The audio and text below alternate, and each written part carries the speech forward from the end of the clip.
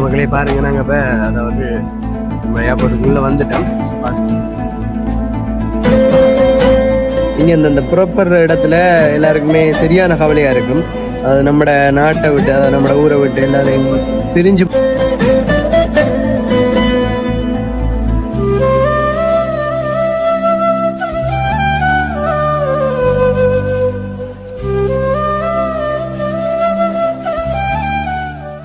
எல்லாருக்கும் இன்றைக்கு ஒரு புதிய காணொலியில் சந்திக்கிறல சந்தோஷம்.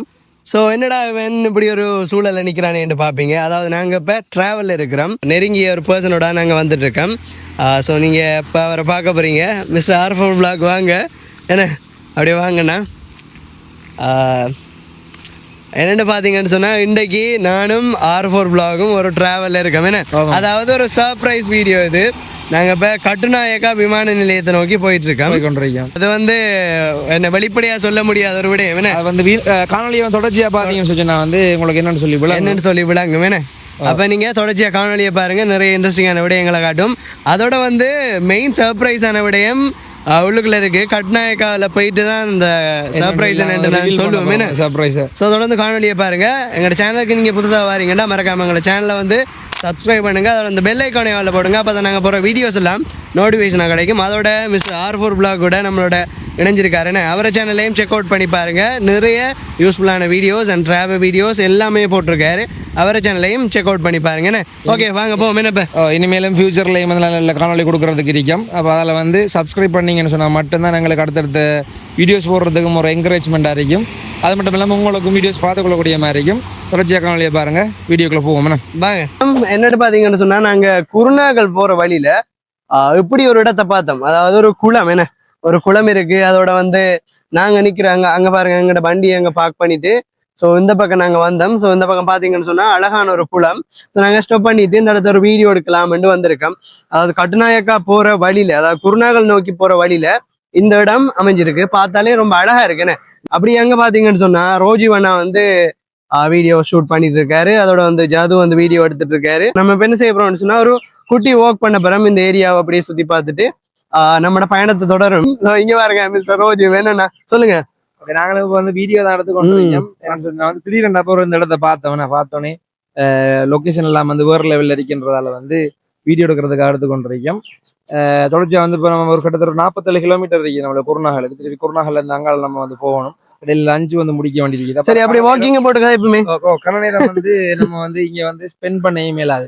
லொக்கேஷன் நல்லா இருக்குன்னு சொல்லி ஒரே ஒரு காரணத்துக்காக வந்து இங்க வந்து நிப்பாட்டி நம்ம வீடியோஸ் எடுத்துருக்கேன். தொடர்ச்சியா போறோம். நீ என்ன சொல்றீங்க? நீங்க நான் சொல்றதை விட உங்கள்கிட்ட 2-3 விடயங்கள் கேட்கணும். என்னன்னு சொன்னா, இந்த பயணத்தை பத்தி என்ன நினைக்கிறீங்க? அதாவது இந்த பயணம் உங்களுக்கு வாழ்க்கையிலேயே மறக்க முடியாத ஒரு பயணமா இருக்குமா? அப்படி அது எப்படின்னு சொல்றது வீடியோ கடைசியா பாத்தீங்கன்னு சொன்னா உங்களுக்கு இவ்வளவு நான் சொல்லவே தேவையில்ல. உண்மையிலேயே வந்து இது ஒரு சேஞ்சிங் பாயிண்டா வந்து அமையலாம். என்னன்னு சொன்னா அப்படி ஒரு டிசிஷன் தான் வந்து நான் வந்து எடுத்திருக்கேன். என்னன்னு சொன்னா யூடியூப்லயுமே பெருசா வந்து ஏதாச்சும் ஒரு சப்ஸ்கிரைபர் கெயின் பண்ணணும், வியூஸ் போகணும்னு சொல்றது எங்களுக்கு வந்து அந்த அளவுக்கு சக்சஸ் அமையல. குவிட் பண்ற ஒரு கட்டத்துல நம்ம வந்து சேனல் வந்து போய்கொண்டிருக்குது.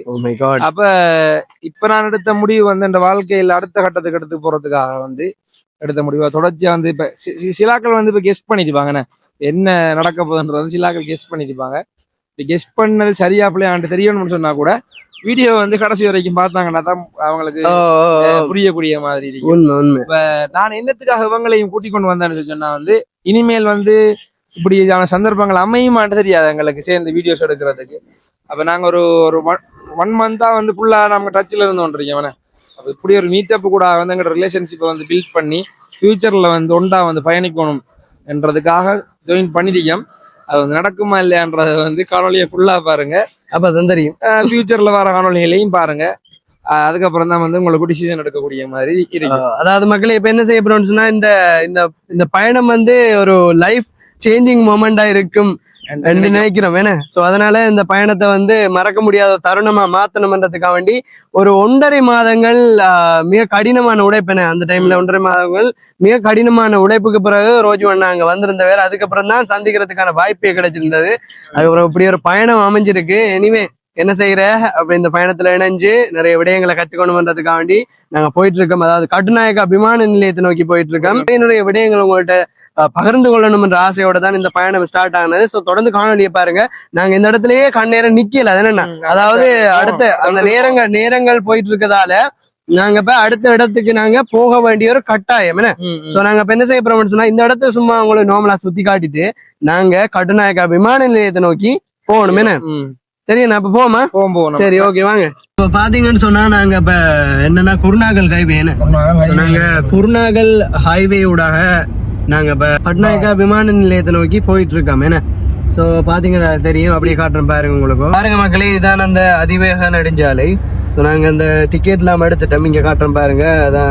இதான் அதுக்குரிய டிக்கெட். ஸோ இதெல்லாம் வாங்கிட்டு இந்த நெடுஞ்சாலையால் நாங்கள் போயிட்டு இருக்கோம்.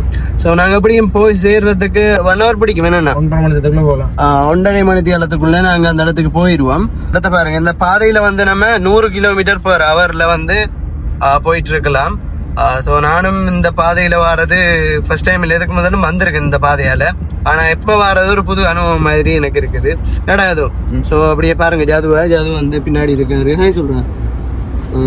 ஓகே, இப்போ என்ன செய்ய போறோம்னு சொன்னா நாங்க இந்த காட்சிகளை பார்த்துட்டு அப்படியே போறோம். ஸோ ரோஜி அண்ணா, இந்த பயணம் அப்படி இருக்குது, இதை பத்தி கூட பயணம் உண்மையில எனக்கு டிக் டிக் இருக்குது. ஏன்னு சொன்னா இதுக்கால போனது ஃபர்ஸ்ட் டைம் நம்ம வாடமோடி போறோம் தானே. வழக்கமா டிரைவரோட போய் இருக்கலாம். நான் போகல தான் ஃபர்ஸ்ட் டைம் எனக்கு ஹைவேல ஸ்ரீலங்காவில். அப்ப கொஞ்சம் பதட்டமா தான் இருக்கு. என்னோட எதுக்கால மாறணும், எதுக்கால போகணும், எத்தனை கிலோமீட்டர் இருக்கு எதுவுமே தெரியாது. அதில் பார்க்கலாம், எல்லாம் ஒரு அனுபவம் தான். என்ன பிடிச்சி வச்சு அடிக்கையா போறாங்க. கொஞ்சம் ஜர்க்குடுது என்ன போறதுக்கு, காசா பணம் அடிச்சு விடுங்க என்ன. அப்படியே பாருங்க மக்களே, இந்த இடத்த எவ்வளவு அழகா இருக்குன்னு சொல்லி. கொஞ்சம் நீட்டா தானே இருக்கு, நல்லா அழகா வச்சிருக்காங்க. இந்த இடத்த வந்து பராமரிக்கிற விதமும் நல்லாவே இருக்கு. ஒரு அப்படின்றதுக்கு இல்ல, கொஞ்சம் வெளிநாட்டுல போற மாதிரி இது ஒரு ஃபீல். உண்மையா அப்படியே இருக்கு. இந்த வியூவை பாருங்க எவ்வளவு அழகா இருக்கு. இந்த மேகமூட்டங்கள் எல்லாம் அழகாவே தெரியுது. அதோட நாங்க இப்ப எத்தனை கிலோமீட்டர் சரியா 100 km/h வந்து இந்த பாதையினூடாக போயிட்டு இருக்கோம் என்ன. சோ மக்களே, என்ன விளக்கம்னு சொன்னா, அதாவது நாங்க எடுத்த டிக்கெட் என்ன, இந்த டிக்கெட் வந்து நாங்க என்ட்ராக்குள்ளே இந்த டிக்கெட் எடுத்துட்டோம். ஆனா அந்த டிக்கெட்டுக்கான அமௌண்ட் நாங்க என்ட்ரார் இடத்த பே பண்றல என்ன, அதாவது எக்ஸிட் ஆகிற இடத்துல தான் இந்த டிக்கெட்டுக்கான அமௌண்ட் நாங்க பே பண்ண வேண்டி இருக்கும். சோ என்ன செய்ய போறோம்னு சொன்னா அப்படியே நாங்க போயிட்டு இருக்க போறோம். அப்படியும் பார்த்தோம்னு சொன்னா 1 hour கிட்ட நாங்க இதுக்குள்ளேயே போயிட்டே இருக்கணும். அதாவது கட்டுநாயக்கா விமான நிலையத்துக்கு போறதுக்கு 1 hour கிட்ட பிடிக்கும் இங்க இருந்து போறதுக்கு என்ன. அது என்னன்னா சரியா தெரியல எனக்கு. நான் புதுசா போறதால மெப்ல அப்படித்தான் காட்டுது. அப்படித்தானா இல்லையாண்டா தெரிஞ்சாங்க இருந்தா கமெண்ட்ல சொல்லுங்க பாப்போம். கமெண்ட்ஸ்ல சொல்லுங்க, மறக்காம கமெண்ட்ஸ்ல சொல்லுங்க. தெரியாத விடயங்களை கேட்டு தெரிஞ்சுக்கிறதுல தப்பு இல்ல. அந்த வகையில நாங்க உங்கள்ட்ட எப்படியான விளக்கங்களை கேட்போம். வீடியோஸ் வந்து டிரைவர் மாதிரி எல்லாம் பாப்பீங்க தானே, பார்த்தா வந்து அதை கமெண்ட்ஸ் சொல்லுங்க. ஈவன் என்ன கமெண்ட்ஸே வராது பாருங்க, வராது. நாங்க சொல்றதே ஒரு வேஸ்ட் என்ன, நாங்க சொல்றதே ஒரு வேஸ்ட் அப்படி நீங்க கமெண்ட் பண்ண மாட்டீங்க. ஈவன் ஒரு ஃபார்மாலிட்டிக்காக வேண்டி சொல்றோம், பாத்தீங்கன்னா அப்படி பார்த்து பண்ணி விடுங்க கமெண்ட் என்ன.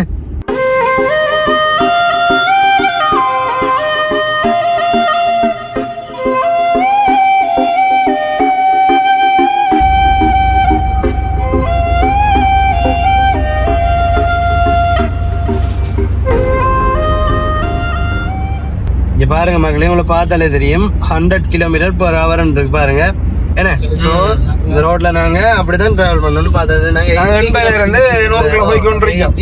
சோ மக்களே, இப்ப பாத்தீங்கன்னு சொன்னா நாங்க அந்த கட்டுநாயக்கா விமான நிலையத்துக்கு போற வழியில ஒரு கடையில வந்து சாப்பிடறதுக்கு வேண்டி வந்திருக்கோம். அதான் இந்த கடை பாத்தீங்கன்னா உங்களுக்கு தெரியும் என்ன. இதான் அந்த கடை. இந்த கடையில வந்து இப்ப நாங்க எங்களோட மதிய சாப்பாடை வந்து சாப்பிட போறோம் என்ன. சோ மதிய சாப்பாடை இந்த கடையில தான் சாப்பிட போறோம்.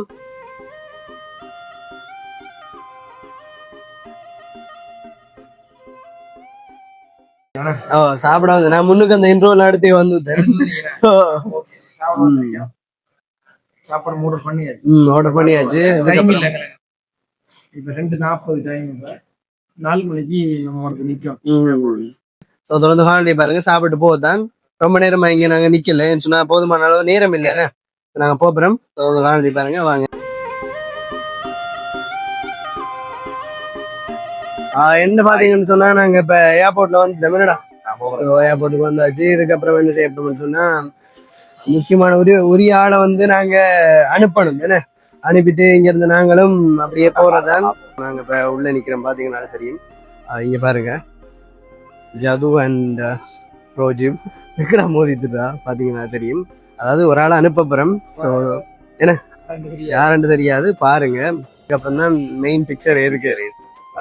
ஸோ தொடர்ந்து காணொலியை பாருங்க வாங்க. என்ன அதாவது நாங்கள் என்ன செய்யணும்னு சொன்னால், வார வழியில் வந்து உள்ள வரேன்னு சொன்னால் அப்படி ஒரு பத்துச்சீட்டை நம்ம எடுக்கணும். எடுத்ததுக்கு அப்புறம் தான் உள்ள வரணும். இந்த பத்துச்சீட்டுற விலை வந்து 500 ரூபாய்க்கிட்ட வரும். என்னடா அது கன நாளைக்கு பிறகு அந்த ஏர்போர்ட்டுக்குள்ள வந்து சம்டைம் நீங்க நினைப்பீங்க ஈவன் பஸ் ஸ்டாண்டுக்கு தான் வந்திருக்கேன். அதாவது எனக்கு ஒரு 4 வாட்டிக்கு மேல இருக்கும். ஒரு வாட்டி நான் கத்தார் போறதுக்காண்டி வந்திருக்கேன்.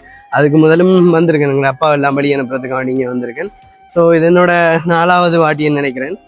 அதுக்கப்புறம் பார்த்தீங்கன்னு சொன்னா இந்த இடம் அப்படி இல்லை, அவ்வளவு மாறல. முதல்ல இருந்த மாதிரி ஒரு தோட்டத்துல இருக்கு. என்ன அது உனக்கு தெரியா, நான் கேட்கறது சும்மா. நன்றி நன்றி, போயிட்டு வரோம். சந்திப்போம்.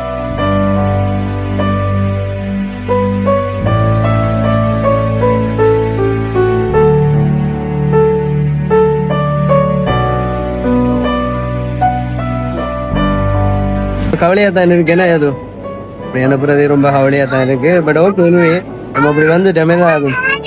அது உன்னோட வந்து இந்த விமான நிலைய அனுபவம் எப்படி இருக்கணும்னு சொல்றா.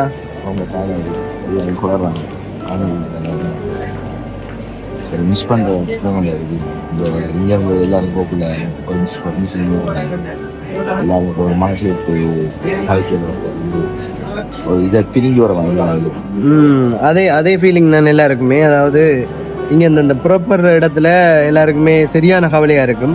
அது நம்மட நாட்டை விட்டு, அதாவது நம்மட ஊரை விட்டு எல்லாரையும் பிரிஞ்சு போறன்றது ஒரு பெரிய கஷ்டம். என்ன அந்த கஷ்டத்தை கடந்து போக்குள்ளதான் அந்த வழி தெரியும். அதாவது நான் சொல்லுவேன் என்ன சொன்னா, நம்ம வந்து வேற நாடுகளுக்கு நம்ம இப்ப வேலை விஷயமா வேற விஷயமா போக்குள்ள எல்லாம் வீட்டாக்களோ நம்மளோட ஃபேமிலியாக்களுடையோ வரக்கூடாது. வந்தா நம்மளையும் ஆள வச்சிருவாங்க. அவங்கள ஆளது ஒரு மாதிரி நம்மளையே ஒரு கவலையாக்கி விட்டுருவாங்க. என்ன அது தனியா வர்றது பெட்டர். அதே இந்த இடத்துல தான் இந்த கவலைகள் நிறைய கவலைகள், கண்ணீர் அப்படி நிறைய விடயங்கள் இந்த இடத்துல தான் இருக்கும்.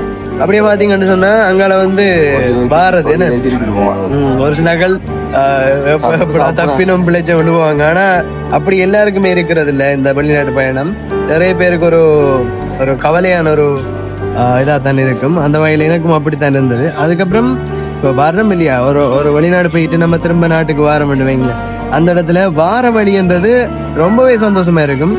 அதை வார்த்தைகளால சொல்லி விவரிக்க இல்லாத அளவுக்கு சந்தோஷமா இருக்கும். வெளிநாட்டுல இருந்து வாரது என்ன, அதாவது இங்க வந்து புறப்படக்குள்ள எவ்வளவு கஷ்டப்பட்டு இவ்வளவு கண்ணீர் விட்டு அழுறமோ அந்த அளவுக்கு வரக்குள்ள சந்தோஷப்படுவோம். ஏன்னா நம்மளோட சொந்த நாட்டுக்கு வாரம், நம்மளோட சொந்தங்களை சந்திக்க போறோம் சொல்ற அந்த ஒரு மொமெண்ட் இருக்குல்ல, அது வந்து அது விலை மதிக்க முடியாதது. நானும் அதை ஃபீல் பண்ணியிருக்கேன். இப்படி நானும் போக்குள்ள ஃபீல் பண்ணி போனால்தான் வரக்குள்ள சரியான சந்தோஷம் அப்படி இருந்தது. ஏன் இப்படியான விளக்கங்கள் உங்கள்கிட்ட சொல்றேன்னு பாத்தீங்கன்னு சொன்னா, அதாவது அப்படி ஒரு பாதையில நிறைய பேர் கடந்து போயிருப்பீங்க. இப்படி ஒரு பாதையில நீங்க போயிருப்பீங்க. அதுக்கப்புறம் நிறைய பேர் இதெல்லாம் அனுபவிச்சு போயிருப்பீங்க. அவங்களுக்கெல்லாம் ஒரு சொல்ற விதமா அப்படி ஒரு இடத்துக்கு வந்தா இவ்வளவு இதுதான் இந்த வெளிநாட்டு வாழ்க்கைக்குள்ள போகணும். ஸோ எல்லாருமே தெரிஞ்சுக்கங்க. அதுக்காக வேண்டி தான் நான் இந்த விடயத்தை நான் சொல்றேன் எல்லாருக்கும். அதுக்கப்புறம் பாப்போம், தொடர்ந்து பாருங்க.